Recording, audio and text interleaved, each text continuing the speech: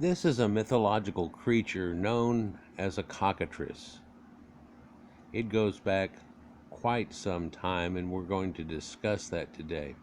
If you look at it, it appears to be a dragon with more bat-like wings, a serpent's tail, on a body that does not have extra arms, so it would make it a wyvern type dragon that we talked about before. But then conspicuously the front portion of it seems to be a bird, or in reality a chicken. It's a strange thing to look at here, but you can imagine that nowadays archaeologists realize that many of the dinosaurs actually had feathers. Some grew into quills and so on like that, but others grew into true feathers. A lot of dinosaurs have been reconfigured a little bit in recent years. And in reality, we realize now that something like the chicken was a raptor of old and a dinosaur, which we've explored the idea of people finding ancient bones of dinosaurs and then realizing there used to be something around here, or may still exist, and coming up with stories about it and finding the huge bones. They ended up coming up with many mythological ideas, but this was the dinosaurs. And so strangely, it comes full circle here with the idea that a dinosaur and the serpents of old became a chicken. So if you want to know what dinosaur ever tasted like, it tasted kind of like chicken. Let's get into this idea here a little bit and show you the depth of its concept, for it's a little different than dragons, and it shows you a connection from elder times.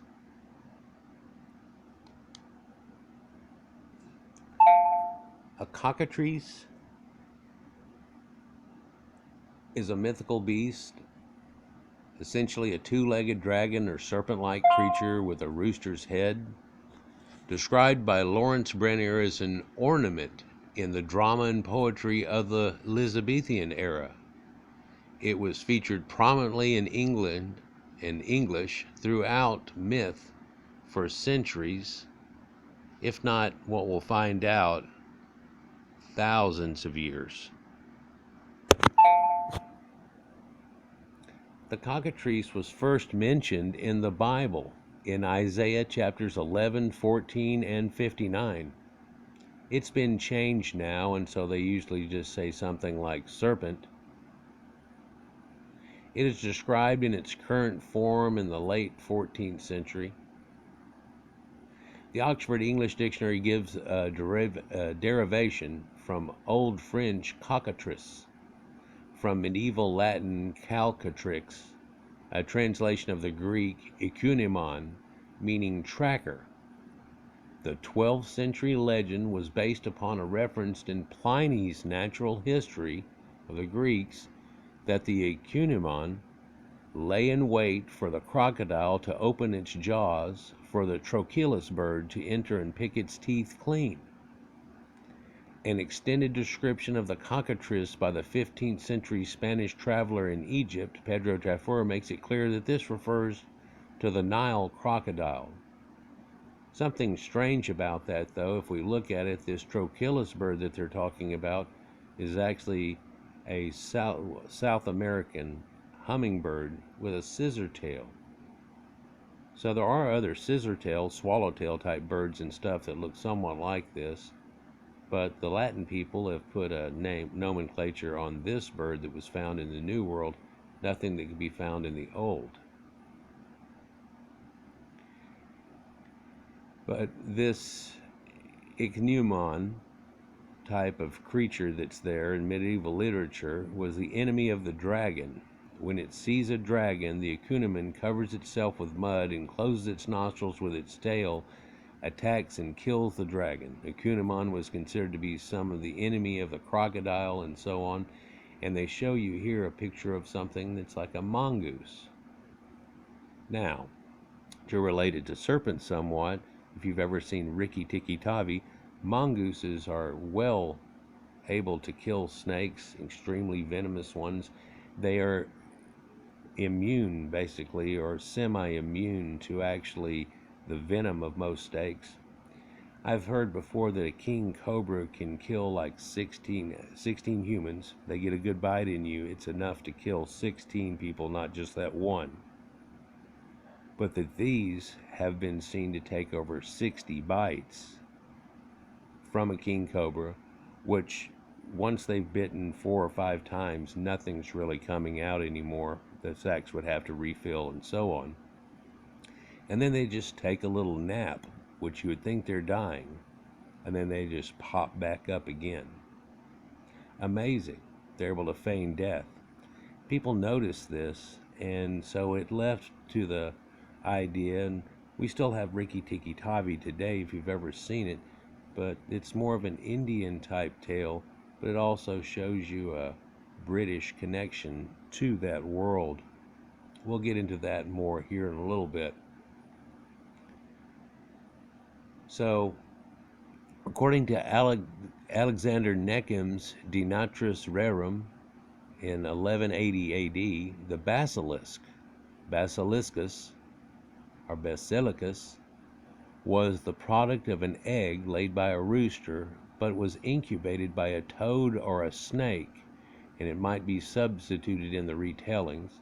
Cockatrice became seen as synonymous with basilisks, and when the basiliscus in Bartholomew's Angelicus de Proportionis Rerum in 1260 was translated by John Trevisa as Cockatrice in 1397, this legend has a possible Egyptian folk root.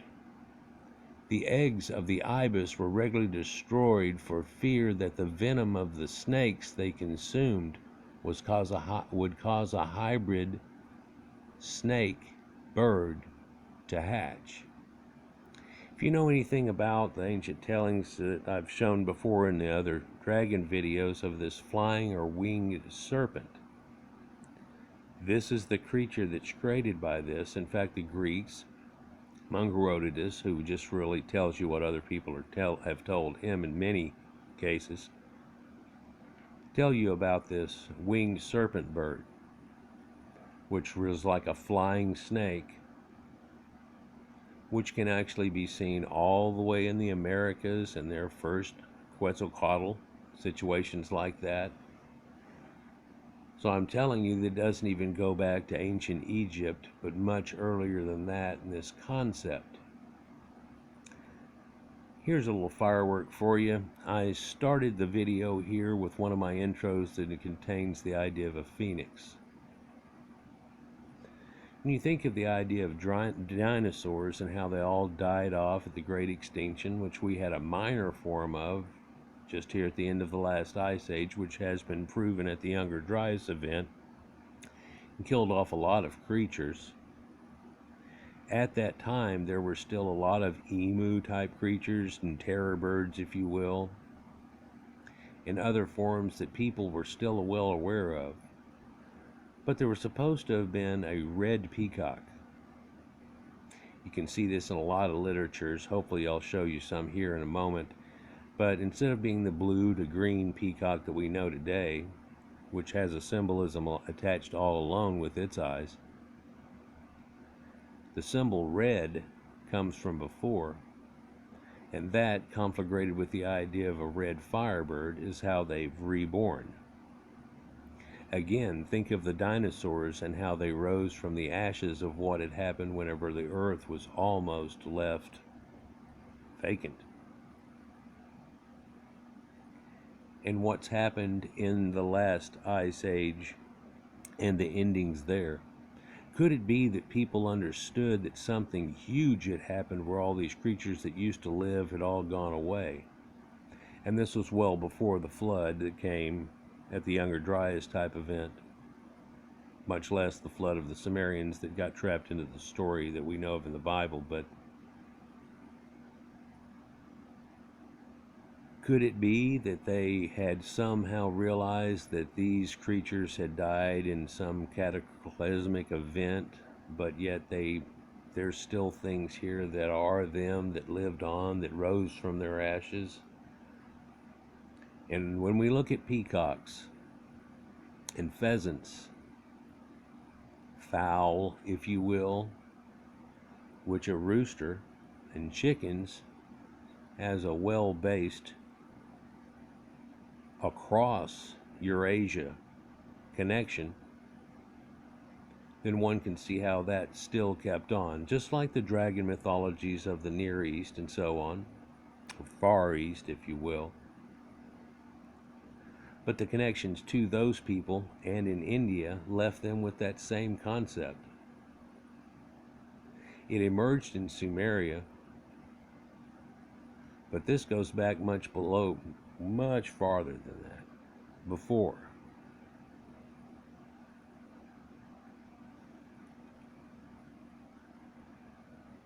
So it's thought that an egg would hatch out as a cockatrice and could be prevented by tossing the egg over a family's house, landing on the other side of the house without allowing the egg to hit the house. This was an ideal, and of course throwing it over, and eventually became a weather vane. Cockatrices became chickens in that idea also, for we can see the early houses of a lot of these people were using the prows of boats crisscrossed, making the forward edge of the house, and in doing so it had shapes that go on to it, many of which would end up being a dragon type of head, but other times it was a chicken looking dragon, which doesn't make, most people, the cockatrice seems like something silly and doesn't make sense. But if you get the idea that a raptor has become a chicken, and we know about Jurassic Park, perhaps they need a little more respect. And of course they were here long before us, and they're still around now, and they learned the ability to fly. See, that was incredible to the ancients. Augury, study of birds, the concept of it. We've always dreamed of flight. Now we've got flight. We've been able to fly to the highest heights, can make trips around the world, even to the moon and back. It's incredible. What are the abilities of the cockatrice that some people say? The cockatrice has reported ability to kill people by either looking at them, which is the death gaze of the eye of the cockatrice, or something like a basilisk, touching them, or sometimes breathing on them, like a breath of fire, if you will, or a gas. It was repeated in the late medieval bestiaries that the weasel, i.e. the mongoose we were looking at before, is the only animal that is immune to the glance of the cockatrice. Perhaps we're confusing glance with the strike and the venom. It was also thought that a cockatrice would die instantly upon hearing a rooster crow, and according to legend, having a cockatrice look at itself in a mirror is one of the few sure ways to kill it. There's a reference in the Bible to roosters crowing. In fact, there's a whole wiki article that's just been updated December of this last year, as this was recently, describing all those effects. We might get into that a little bit too, but let's continue.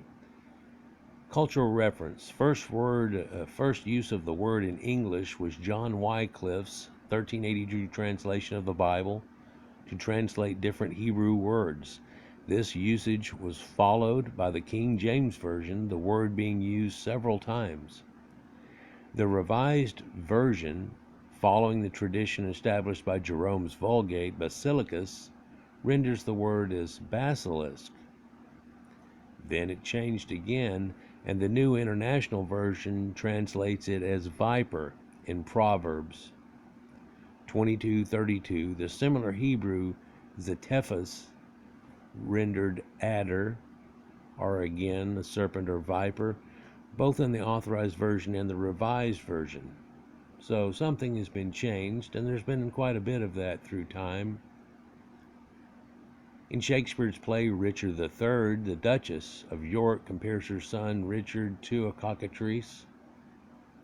Things caught in Shakespearean plays: "O ill dispersing wind of misery, my accursed womb, the bed of death, a cockatrice hast thou hatched in the world, whose unavoided eye is murderous." You know about the play that shows a connection there, but Romeo and Juliet also says, "Hath Romeo slain himself? Hast thou but I," which is an Egyptian name, "and that bare foul eye shall poison more, the death-darting eye of the cockatrice." And this is, of course, a colloquy that Shakespeare uses a lot of time, where I and I are spelled totally different, just as your eye, or the eye of the cockatrice, is. The worm Ouroboros. Chapter 4, King Goris shows a cockatrice to grow. "Behold and see that which sprung from the egg of a cock hatched by the death adder. The glance of its eyes suffoceth to turn to stone any living thing that stands before it." So this is like Medusa and the Gorgon, or the basilisk idea. "Were but one instant to loose my spells, whereby I hold in subjection, in that moment would end my life days and thine. Therewith came forth that offspring of perdition from its hole, strutting erect on its 2 legs, like a chicken, that were the legs of a cock, and a cock's head had it, with rosy comb and wattles, but the face of it like no fowl's face of middle earth." There's another reference. "But rather a gorgon's out of hell." And there's another reference. "Black shining feathers grew on its neck, but the body of it was the body of a dragon, with scales that glittered in the rays of the candles, and scaly crests stood on its back. Its wings were like bat's wings, and its tail the tail of an aspic, with a sting in the end thereof. From its beak its forked tongue flickered venomously, and the stature of the thing was that a little bit above a cubit." So apparently it's not that tall. If he would have told you the stature of the thing is 40 foot tall and the dragon that you would think of, that would seem to make a lot more sense, wouldn't it? It would fit with dragons and everything, and we know about them, and dinosaurs a lot more, wouldn't it? Things were giant in those days, and after.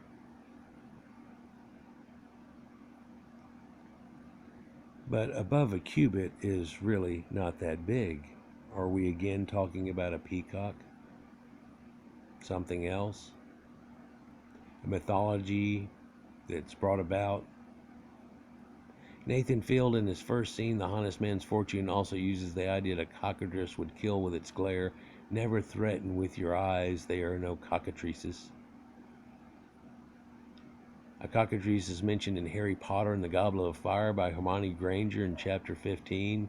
In the video game Balkal, the sun is your hand. Cockatrice are among the enemies of the player's face in the Soul City, or Sun City. A cockatrice is shown as the main antagonist in Netflix' Little Witch Academia first episode. Cockatrice is also dungeon boss in the Underground Labyrinth gameplay of the Little Witch of Academia Chamber of Time video game. Well, they're in a lot more games. The game that I've showed you quite a few times on the channel here actually has them too. They're a companion that you can get, and they help you to fight versus other creatures. But other than being just a separate fighter, this creature is actually an augment, where he gives you a lot of his power onto you. So it adds to you in the same way. During one portion of this, there was he was one of the better ones to have, but then it became companions added to, which is much more important. Now it seems to be flipping perhaps back a little bit, and he might become important again. So strangely, we're probably going to go here and look at Abraxas, and that's something that's a little bit different, but it has a total connective to this idea. It's a word of mystic meaning in the system of Gnostic Belicides, being there applied to the great archon, the percepts of the 365 spheres. This is Gnostic sacred. The word is found in Gnostic texts such as the Holy Book of the Great Invisible Spirit, and also appears in the Greek magical papyri. Maybe it deserves its own, and I should just follow it up after this. Other connections are Anzu, which is a type of dinosaur they're showing here, but an Anzu bird, which, looking at this is a bird, but he has raptor claws on him. It's from the late Cretaceous, Hell Creek Formation in North Dakota, South Dakota, United States. But Anzu has also been named that because of the great bird that's in the Sumerian mythology of the Anzu bird. Cockatrice, Dungeons and Dragons, and of course they've adapted this into there in that idea, but again, they use it as a small one. We have in the game wyverns and dragons. There's a little difference there. The dragons would be a four-legged creature with wings, hinting to a manticore type or something that leads to the 4 points of the zodiac and that conglomerate creature that's even talked about in the Bible that we spoke of before. But also in this, it's just a small creature. A wyvern doesn't have 4 arms. He uses those 4 arms to fly. Just like in angels, sometimes they have arms, sometimes they don't. But even in the Sumerians and all the pictures of ancient people that had wings on their back that we would identify as an angel today, all had their arms. There's a difference that's there too. So let's go another way with this. There's a Korean cockatrice because it's been brought to them, but you can see here it doesn't look like a chicken. Through the telling of the idea, they've got an idea that it's got a horn or horns on its head, but it looks more like a dog and something we would think of more like a dragon. Again, Uchiman, let's see, mythology of Colo Colo is an evil rat creature, so this is something that's twisted onto the idea of the mongoose and all of those. Snallygaster. This is American folklore, though. Snallygaster is a bird reptile chimera, so that goes with it. Originating in the superstitions of early German immigrants, later combined with sensationalistic newspaper reports of the monster and early sightings associated the Snallygaster with Frederick County, Maryland. There's a lot of places in the Americas they thought they found another Loch Ness monster, Mothman, all kinds of things that we could get into the idea of where this concept came from originally. There's Yi, which is a species of dinosaur like an Archaeopteryx, which is actually showing, and that was what led us to the idea. You see, a lot of these dinosaurs we've been looking at are bones, and they don't show you what the skin was on them, colorations and so on, or even if they had feathers at all, you wouldn't know it. It's even found in the book of the dun cow, the cockatrice. But you see, a bird heralds the sun every day, doesn't it? It's pretty important. This is a shield in chivalry and a heraldic cockatrice.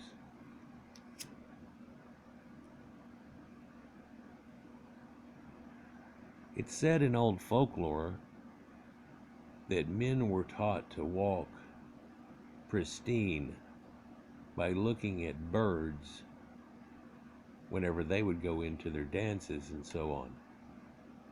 In fact, some dances even came from displays done by birds. Birds were extremely important just into the last ice age. I've described before how we get the angel concept out of birds, is that birds, and some cultures still do this to this day, people were left out for birds, and birds would fly away with remains of you and then take it to heaven. An idea of like buzzards, and they fly up into the heavens. So cockatrices is something pretty interesting and a little different and kind of telling whenever you get into it in its essence, really. But there's also connections with ancient mythology, as I've said. So let's just try to take a couple of quick looks at that real quick, if we can, because some of that's real telling also, and shows you some connections that maybe you didn't know before. There are many cultural references to chickens in mythology and folklore, religion, and language itself, and in literature. I'm going to look at the wiki article here on it, which again, it's just been updated December of last year and gotten quite thicker, by the way. In this, they can go into classical antiquity, religion and mythology, cocks and cockerels, animism, shamanism, tribal religions, astro mythology and its connections, ancient Norse mythology, Buddhism, divination, Hinduism, Samaritanism, Judaism, Christianity, Islam, byproduct of, Shintoism, Taoism, even Zoroastrianism. Can talk about cockfighting, visions in the visual arts and in literature, emblems and in references. So it gets quite deep. I'm just going to try to show you a couple of references here, and you can investigate this on your own all the way through and read it again, of course, for it's just right there open on Wiki. In ancient Greece, chickens were not normally used for sacrifices, perhaps because they were still considered as an exotic animal. Because of its valor, the cock is found as an attribute of Ares, Hercules, and Athena. The alleged last words of Cockatrice as he died from hemlock poisoning, as recounted by Plato, were Crito, I owe a cock to Asclepius, who was the healer. Will you remember to pay the debt? Signifying that the death was a cure for the illness of life. And that was a connection to the phoenix. The Phoenicians have a definite connection to this, and that's one thing that they pretty much leave out of this idea because it conflagrates with the biblical concept that we have going on. But the term Persian bird for the rooster appears to have been given by the Greeks after Persian contact because of his great importance and his religious use among the Persians. Well before. The Greeks believed that even lions were afraid of roosters. Several of Aesop's fables reference this belief. The poet Cratias in 5th century BC, according to the later Greek author Athenaeus, calls the chicken the Persian alarm. In Aristophanes' comedy The Birds, a chicken is called the Median bird, which points to an introduction from the East. Pictures of the chickens are found on Greek red figure and black figure pottery. Well, this Median bird, see, because Herodotus tells you that the Medes were called Aryans until they changed their name when Media came to them from Athens, just as Persia had done when Perseus had changed. And we look back into the idea, and Darius and others exclaim the fact that they were Aryans at that time. At least all the ruling class over the people were. Let's not get into that concept totally yet.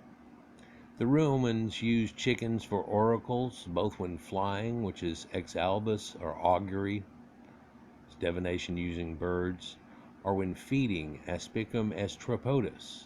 The hen, Galena, gave a favorable omen, aspicum ratum, when appearing from the left, like the crow and the owl did.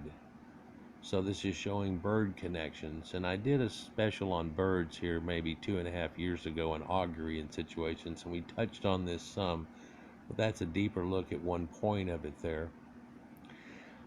In fact, the Roman general Publius Claudius Pulcher had his sacred chickens thrown overboard when they refused to feed before the Battle of Drepana, saying if they won't eat, perhaps they will drink, and he promptly lost the battle against the Carthaginians, and 93 Roman ships were sunk.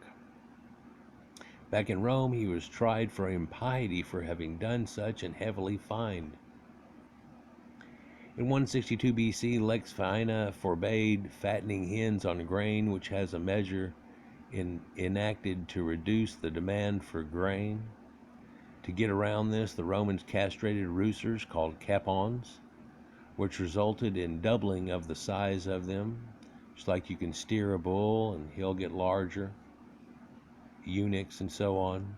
Despite the law that was passed in Rome that forbade the consumption of fattened chickens, it was renewed a number of times but does not seem to have been successful. Fattening of chickens with bread soaked in milk was thought to give especially delicious results. But you see, this is not grain that they barely process and pass back through, but it's already processed grains like we used, where we get much more out of it, giving something like milk and a lot of the proteins and so on. And of course, if you marinate chickens in milk and then flip them in flour, there you got fried chicken, which has been around as long as the chicken. In fact, was already happening to other creatures before the chicken was found to be most delicious. And suddenly, all of a sudden, instead of everything having a different flavor, you could describe it as, well, it's kind of like chicken. One of my videos recently showed in Pompeii where they had this bistro where you could have all kinds of different items to eat, one of which was chicken. Shows a Banty rooster right there that we well know. For the oracle ex Trapundus, according to Cicero, any bird could be used as auspice, and shows at one point that any bird could perform the trapedium, but normally only chickens, known as pullae, were consulted. The chickens were cared for by the pulieris, who opened their cage and fed them pulses of special kind of soft cake. And when augury was needed, if the chickens stayed in their cage and made noises incoherent and beat their wings or flew away, the omen was bad. But if they ate greedily, the omen was good. So all you'd have to do is not feed them for 2 days, and you'd probably have a good effect out of it, but you never know. It's funny how augury and divination and things were tried to use in this situation, but you see, birds had a natural instinct towards things coming from the Wayback Machine, and due to what happened to them and through the epochs of time, having gone through so many situations, ice ages, things like that, whenever they saw the winter, they flew south. They did certain things that let you know when the seasons were coming. And we got to the point, of course, of not having to go south or much. We would take and move into southern pastures and then back up and so on for a large amount of time. But building a good enough structure, having farming and animals that are all domesticated and easily ready accessible, on top of being able to still hunt and gather and do so and fish and things like that, allowed people to live in a sedentary life all the way through the winter and then suddenly be strong enough to make it through. And after a few 100,000 of those, it's really made quite a difference to the people that had to go through something like that. In 162 BC, Lex Fauna forbade fattening hens on grain which had extra stuff put into it. And so you think about people in the modern day not liking and wanting, GMO and all those things, and naturally fed flocks that are out and free range chickens and so on like that. But they were definitely looking at that idea at the time. Roman Columella gives advice on chicken breeding in the 8th book of his treatise on agriculture. He identified Tanagrian, Rhodic, and Chaldric and Median commonly misidentified as Melian breeds, which have an impressive appearance, a quarrelsome nature, and were used for cockfighting by the Greeks. For farming, native Roman chickens are to be preferred, or a cross between native hens and Greeks. Dwarf chickens are nice to watch because their size but have no advantages. But we have taken Cornish game hens and so on and taken it down to another level now, and boy, that's good. So, according to Camella, though, an ideal flock consists of 200 birds, which can be supervised by one person, but someone watching are stray animals, while chickens should be avoided as they are not very fertile, as easily caught by eagles or goshawks. Since we built chicken pens and cages with chicken wire, which just doesn't let things in and out. One cock should be kept for 5 hens. In the case of Rhodian and median cocks that are very heavy and therefore not much inclined to sex, only 3 hens are kept per cock. The hens are heavy fowls and not much inclined to brood, therefore their eggs are best hatched by normal hens. A hen can hatch no more than 15 to 23 eggs depending on the time of year, and supervise no more than 30 hatchings. Eggs are longer and pointed, give more male hatchlings, while rounded eggs mainly female hatchlings. And you notice that today a lot of our eggs are not as pointed quite as much as some of the other ones. If you get wild chickens, you can kind of see this go on, somewhat of an effect. But also most of this they're talking about is for breeding chickens to breed more chickens to more chickens to more chickens, and not trying to get eggs out of that, which once you get them laying eggs, you can do what's called chickening by some people and take the male out of the situation, and because her want to brood, she'll just continue to lay eggs. Which is another thing that shows you its fertility symbol, and a situation that whenever they knew the male wasn't involved, they still created eggs. But then they were infertile, but then they were still extremely useful, weren't they? Cavella advises farmers to slaughter hens that are older than 3 years, those that aren't productive or poor caretakers of their own eggs, and particularly those that eat their own and other hens' eggs. So, capons were produced by burning the hind parts of the bowels, loins, or spurs with a hot iron. The wound was treated with Pollard's chalk. In religion and mythology, since antiquity, chickens, which sometimes might have been a cockatrice, are and still used a sacred animal, and deeply embedded with belief systems and religious worship. In the New Testament, Jesus prophesied the betrayal by Peter, or Petar, as in Jew Petar. Jesus answered, I tell you, Peter, before the rooster crows today, you will deny me 3 times that you don't know me. And then it happened, and Peter cried bitterly. But that also showed you that at the sign of the dawn, of the sun coming up, which Jesus is symbology of, the rooster crows. Earlier, Jesus compares himself to a mother hen when talking about Jerusalem. He says, O Jerusalem, Jerusalem, you who kill the prophets and stone those sent to you, how often I have longed to gather your children together as a hen gathers her chicks under her wings, but you're not willing. In the 6th century, Pope Gregory the First declared the rooster the emblem of Christianity, and another papal enactment of the 9th century by Pope Nicholas ordered the figure of the rooster to be placed on every church steeple, though there were dragon churches before, and cockatrices. In many Central European folk tales, which is where this all originates, the devil is believed to flee at first crowing of a rooster, showing his nocturnal battle and the battle of night that really gets washed away during the day. This idea we trapped inside the idea of vampires who can't stand the sun. Yeah. Anyhow, the Talmud speaks of learning courtesy towards one's mate from the rooster. This might refer to the fact that when a rooster finds something good to eat, he calls his hens to eat it first, and a rooster might also come to the aid of a hen when she's attacked.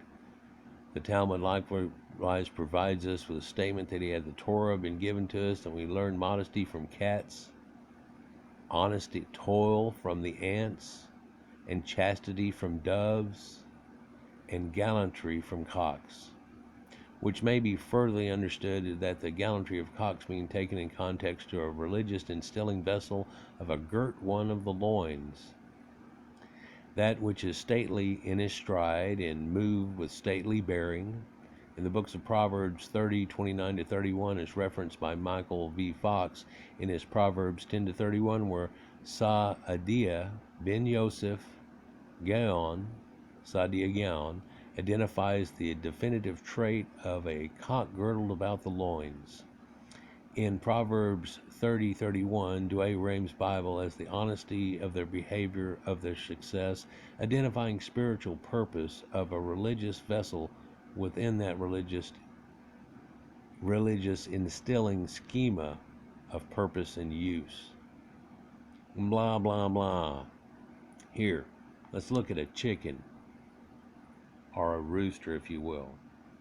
He has that coxcomb up on top, but he has the wattles that are right next to his head. Some ancient depictions of Priapus, the god of fertility of the Greeks, actually showed that his beak was a penis, and then the wattles area were his balls. Odd depiction, but then you think of it as the fertility symbol that we were talking about. It makes a little more sense, perhaps. And here's a Vatican Persian cock, a 1919 print of a fabric square of a Persian cock or a Persian bird design belonging to the Vatican in Rome, dating to 600 AD. Notice that the halo denoting the status of being holy in that religious schema. He has a halo around his head. And that looks kind of like the rooster we were looking at just a moment ago, somewhat. So, since antiquity, the rooster has been and still a sacred animal in some cultures, deeply embedded with the various